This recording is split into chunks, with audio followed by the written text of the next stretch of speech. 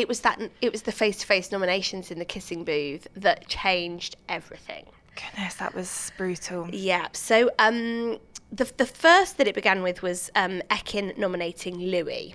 Mm-hmm. Now everyone was like, where did that come from? Because obviously Ekin and Louis had seemed to be close pals. So this is when the sort of rumblings against Ekin really reached a crescendo, because they thought she's stabbing someone in the back that she's been like palling up with. Mm-hmm.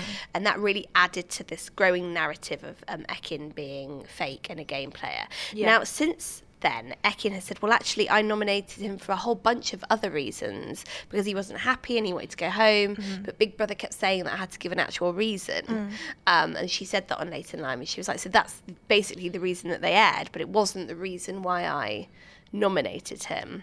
Yeah. Now, that's fair. We do know that Big Brother do push people on their reasons. And past housemates have come out and said, oh, my God, nominations take forever, because Big Brother keeps asking you until they're happy with sort of the, you know, what you've said and the content that you've given. Mm-hmm. But then Marisha nominated Ekin. And did you see it? It was unbelievable. It was absolutely just sort of the staring the elephant in the face. Second shout out to elephants, this podcast. But like saying, if I'm in the final with you, you'll win. And it was just like, wow. And Ekin, I think rightly so, was really upset by this. And then it all just completely unraveled. I think rightly so she was upset, but also she has to appreciate that also she nominated Louis, who's a close friend. So there was, you know, it was important to sort of have that as a broader context. I think that wasn't being brought up enough. Yeah. And I don't think that wasn't really hitting home for Ekin.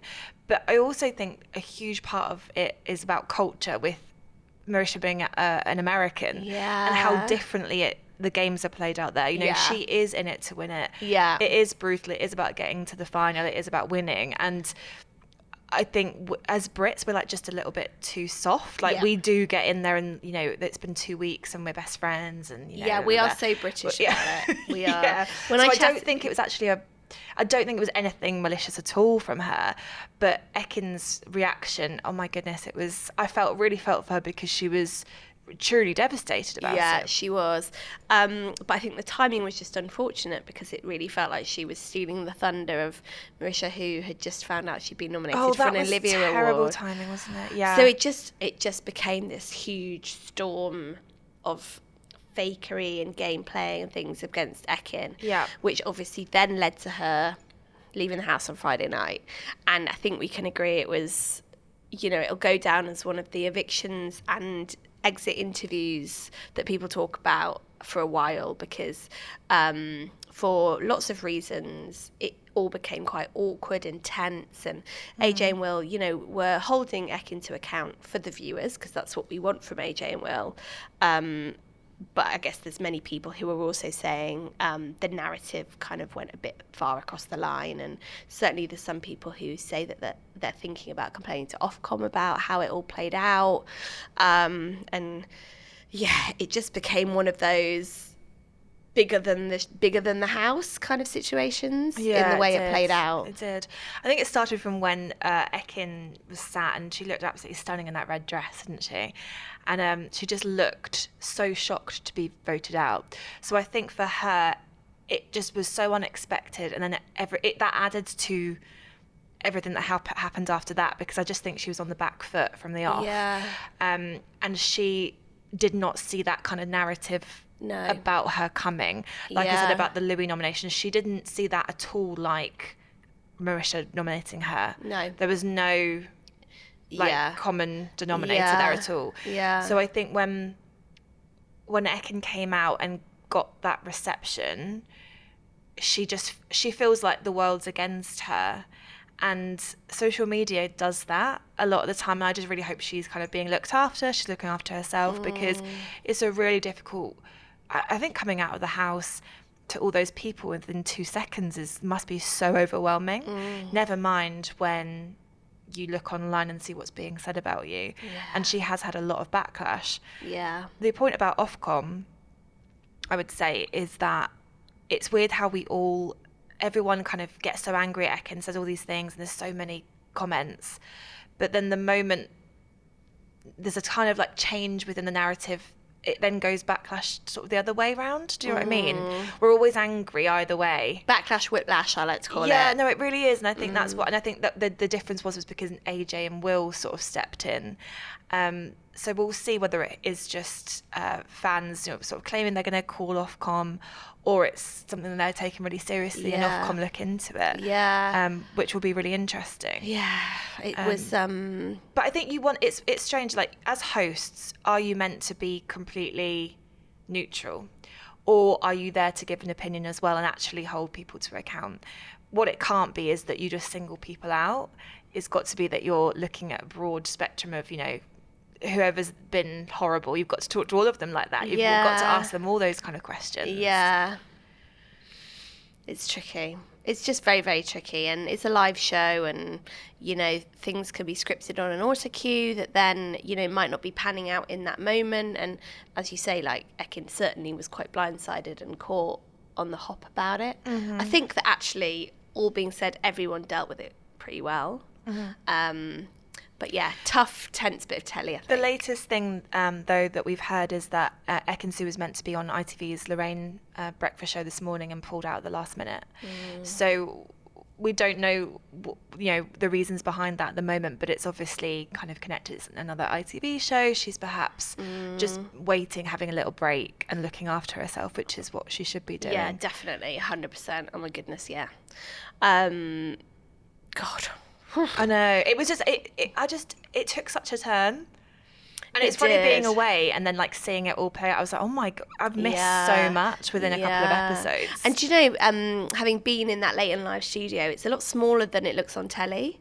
They make it look quite wide and long, but it's not. It's very small. So while on TV it looks like Ekin would have been quite far away from, for example, Leighton and the panel, she would have been really, really close to them, and it, with all those lights and the cameras, it would have felt like a real amphitheatre in a way. And with that moment, very famously now, where Will asks, you know, is anyone on Ekin's side? And it's like the whole studio audience is silent. In a confined space like that must have been really, really tough for her to take. Yeah. Oh God, it just makes me feel. I know. Thinking about it. I know, and we have to remember the real people. They're not, you know, they're not characters. They are real people that are in there, and it sort of opens up another debate about the risk of going into a show like that, because we have seen it a number of times with other stars going in and it destroying their reputation. But like what I just find still completely wild, and I know a lot of people were saying this online, comparing Ekin to the likes of Roxanne Pallett, you know, Joe O'Meara, you know, all of these like people who went in there and something really bad that you know, they were racist, or, you know, God, with Roxanne accusing Ryan Thomas of hurting her and all that kind of thing. It must have been one of the worst things ever. It was awful. And Ekin didn't really... What did she actually do? No. And I just think, there's opinions and commentary, and then there's needing to take a step back and realise it's just a TV programme. Yeah. Says us sat here overanalyzing it. But that's the balance that you've got to strike. The fact that we are such fans and we want to talk about all of these things. Yeah. And everyone's allowed an opinion. Does it need to go into abuse and hatred? Absolutely not. Yeah. We're not sitting here, if we've criticised Ekin-su, it's not that we hate her. You're having an opinion on a produced show that's happened and you've reacted to it. Yeah. I mean, I find that people who go online and say these awful things, you know, they have to have a conscience, because she's, you know... She's doing her job. She's in her 20s and she's learning, you know, and I think what Celebrity Big Brother really does is like highlight you and your vulnerabilities. And it is really important to recognise that she's extremely heartbroken. And she's gone in there very fresh out of a massive big TV show in America, splitting up with Davide. And I think we've seen a real... We've just not seen the best of her, because she's hurt. She's really, really hurt. And she's there just trying to do her best. Yeah, I completely agree. And I think as well, she's very conscious that...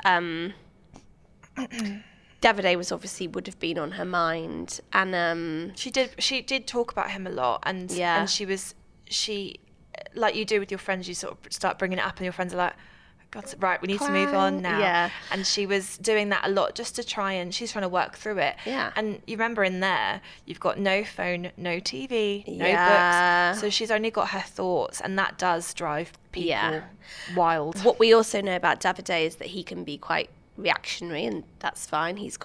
That's his right to do so. But he is due to be on Chloe Burrow's podcast tomorrow, Tuesday, and presumably he'll be talking about Ekin. So that must also be playing on her mind. And I think they're really stirring up a lot of publicity for this podcast, because the way that him and Chloe were posting pictures, it was like sparking a little bit of a chemistry between them, and it was a bit romantic. And I thought, is this just, to try and get headlines? But everyone's going to be wanting to watch this, listen to this, because it is going to be the first time that he properly speaks out about it. Do you know what I said last week when you weren't here? I think Ekin-su, we will be talking about Ekin-su in 5 years' time, probably 10 years' time. I just think she's one of these people that she's a proper famous person, essentially. Yeah. She's a real reality star, and she needs to remember that this is all of this. When you come out to it and it's just all craziness. Yeah. It's because you're one of the most memorable housemates ever, and she needs to try and take it as much of a positive as she can at the moment. Yeah, this too shall pass. Oh, that's the best saying, isn't it? Yeah.